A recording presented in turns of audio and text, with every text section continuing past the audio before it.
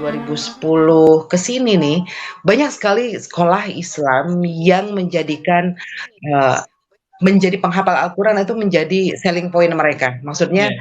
mereka, misalnya sekolah Islam A atau sekolah Islam B, itu kelebihannya bahwa, mereka juga akan dididik sebagai penghafal Al-Quran. Seolah-olah ini menjadi tren yang terjadi di dunia pendidikan saat ini gitu. Nah, saya sih punya persepsi sendiri tentang itu, tapi bagaimana menurut Kang Ujang sendiri? Itu baik menurut saya. Baik, karena itu juga membuktikan bahwasanya banyak orang-orang muslim yang masih terbuka untuk berjalan di dalam kebaikan. Tidak ada salahnya orang menghafal Al-Quran, tidak ada salahnya orang ingin belajar Al-Quran. Selama orang itu ingin belajar apapun itu adalah sebuah bibit kebaikan. Apakah mungkin karena memang ada satu pengetahuan baru atau kesadaran baru bahwa menjadi seorang penghafal Al-Quran itu, Masya Allah sekali gitu kelebihan yang diberikan oleh Allah. Seperti kalau tidak salah saya pernah membaca bahwa salah satu fadilah penghafal Al-Quran itu akan dimudahkan urusannya, dunia akhirat, memberikan jaminan surga buat orang tuanya dan lain sebagainya. Mungkinkah itu juga dipicu karena kesadaran akan itu, Kang Ujang? Pasti sedikit banyak pasti ada. Karena mau tidak mau yang namanya hadis, itu kan tadi yang disebutkan adalah hadis yang menjadi pedoman hidupnya orang Islam. Pasti ada, itu merupakan salah satu faktor pembangkit kesadaran itu tersebut. Sehingga banyak bergaung di mana-mana, di institusi, di pesantren, bahkan di kampus yang menghafal Al-Quran.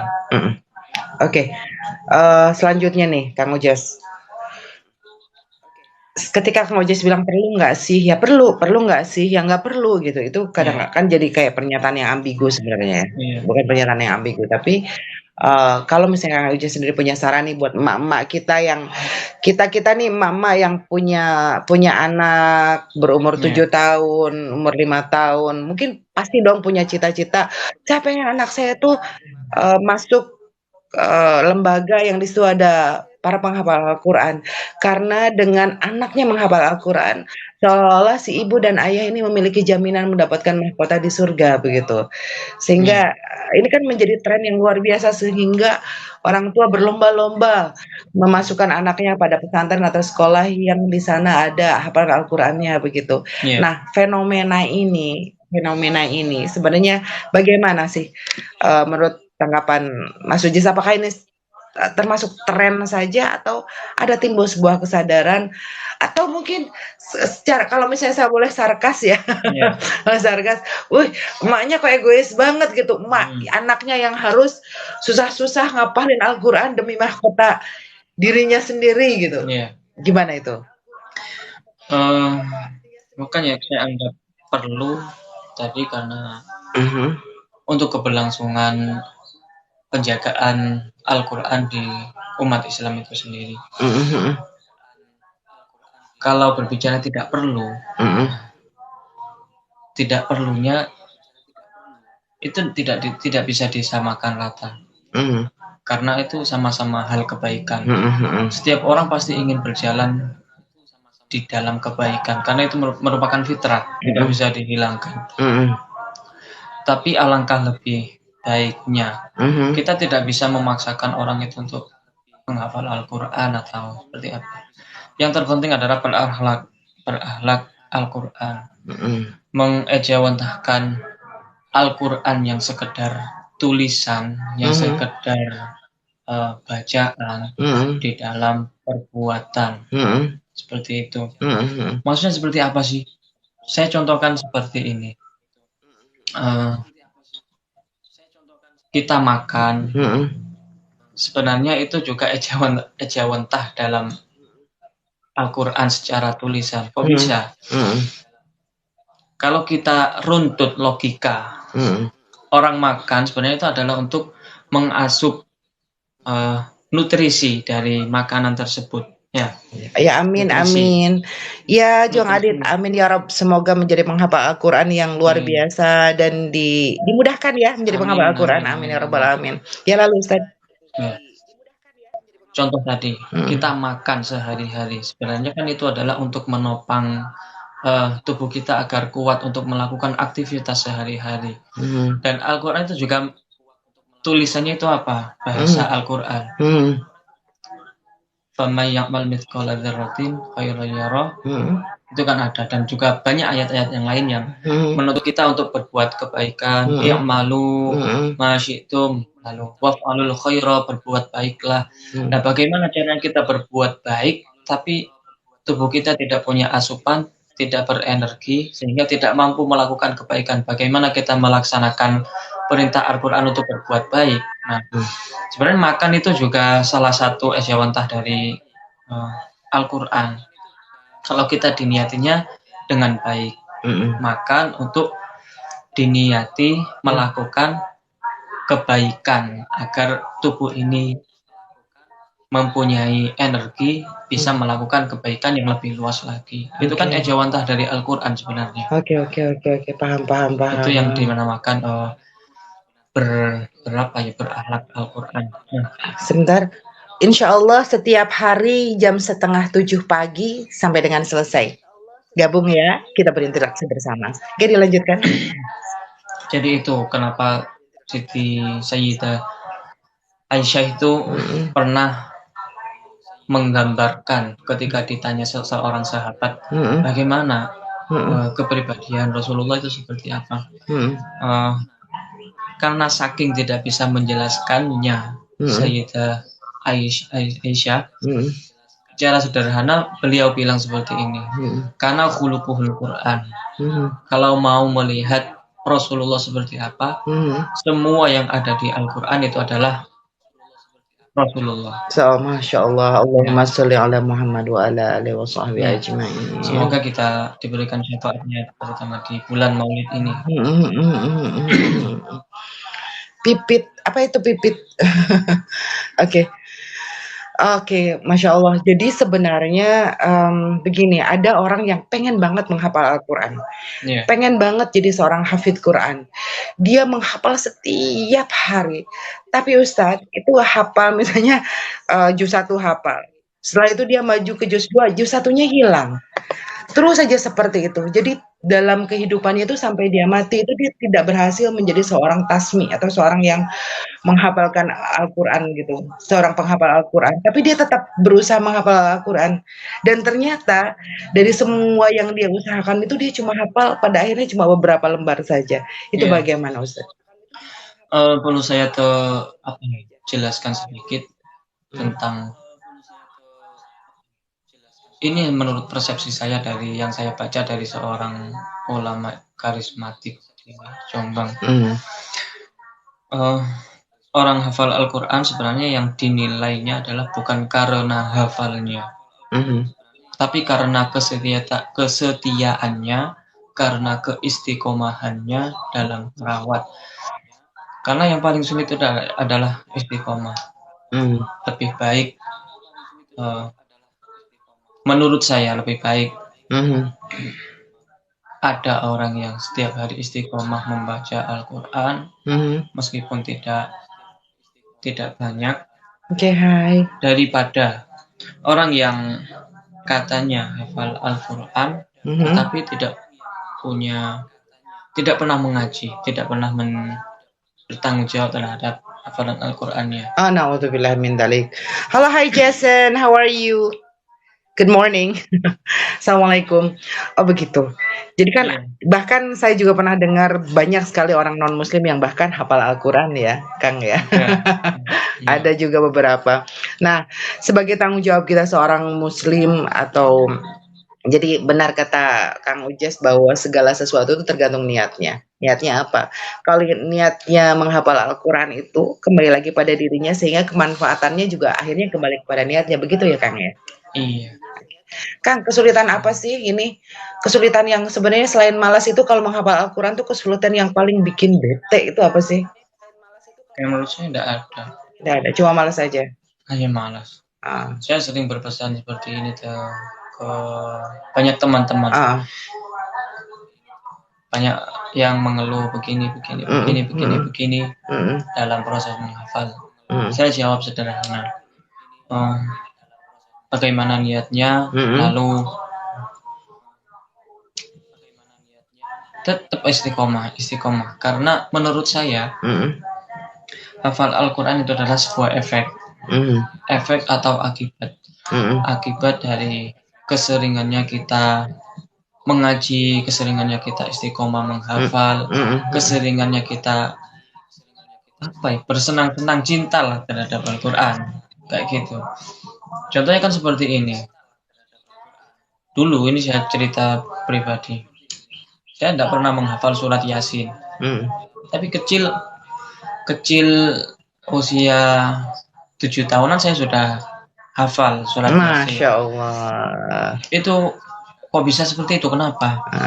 Ternyata saya ingat-ingat, ternyata itu terbentuk dari dulu saya tuh suka mewakili undangan ketika ada yasinan, ketika ada orang meninggal, diundang, akhirnya telinga saya itu terngiang dengan surat Yasin, akhirnya hafal sendiri di usia yang kecil. Karena waktu kecil saya itu ditinggal kerja oleh ayah. Jadi ketika ada hal-hal yang bersifat undangan di masyarakat, saya sering menggantikan. Oke.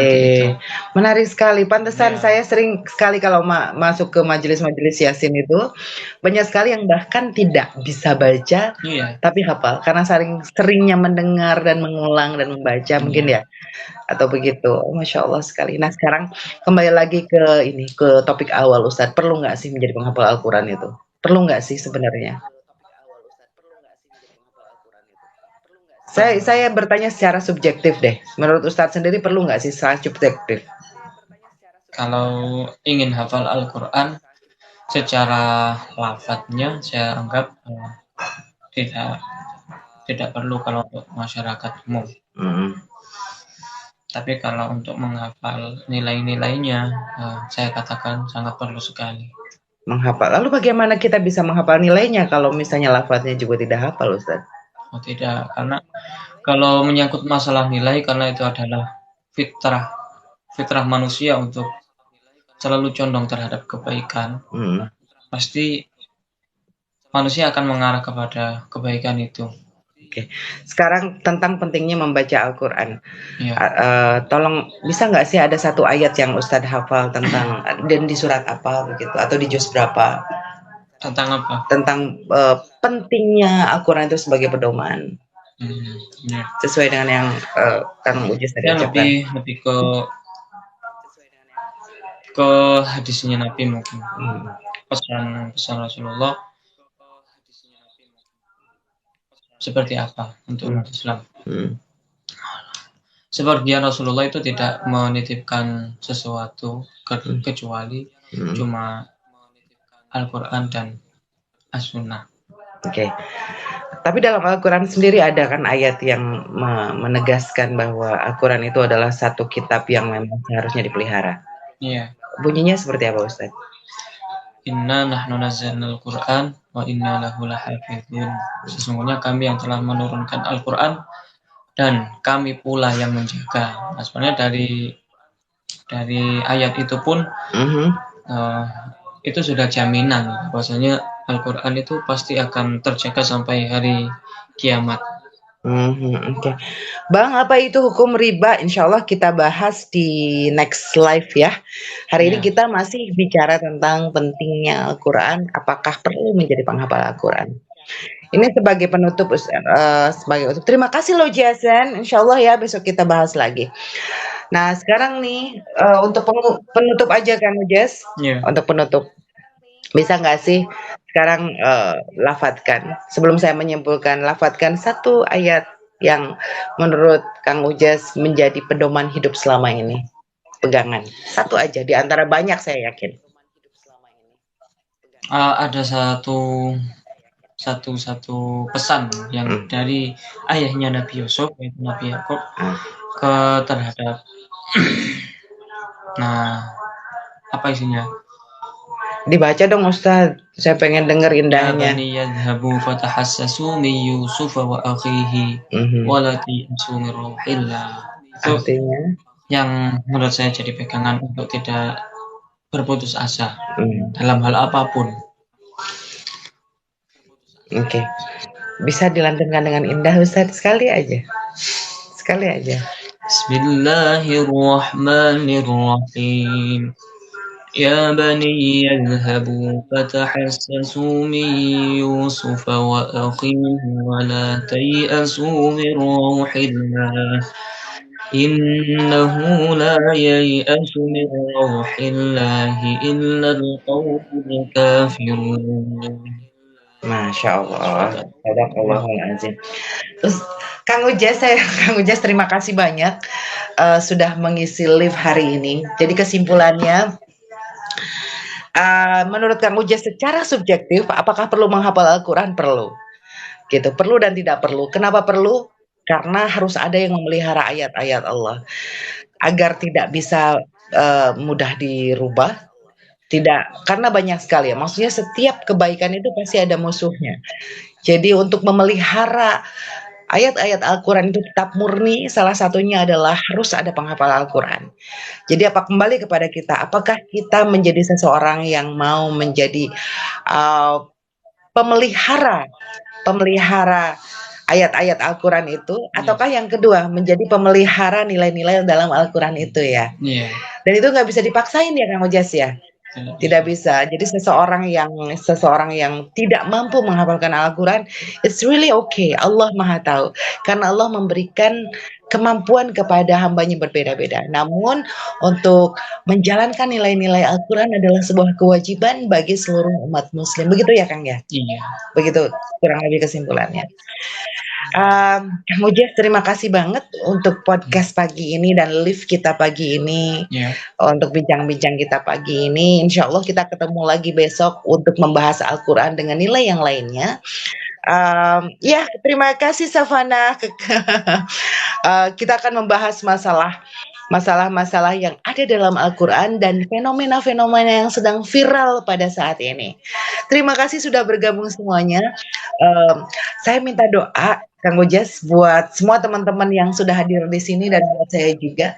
Boleh saya minta doanya? Ya, semoga doa saya pada pagi hari ini berkah, dilimpahi keberkahan untuk kita semua. Amin ya Rob. Itu saja ya doanya. Kalau saya berdoa buat teman-teman semua yang ada dalam ruangan ini dan pernah mampir ke room ini, di live ini, saya berdoa semoga semua urusannya dimudahkan, semoga makin mencintai Al-Quran dan semoga dipelihara oleh Al-Quran hidupnya. Terima kasih. Amin paling amin. Terima kasih Savana. Terima kasih ya buat pagi ini untuk bergabung. Semoga bermanfaat apa yang sudah kita bagikan. Insya Allah kita ketemu lagi besok pagi. Semoga bermanfaat dan kami sayang kalian semua. Assalamualaikum warahmatullahi wabarakatuh. Assalamualaikum warahmatullahi wabarakatuh.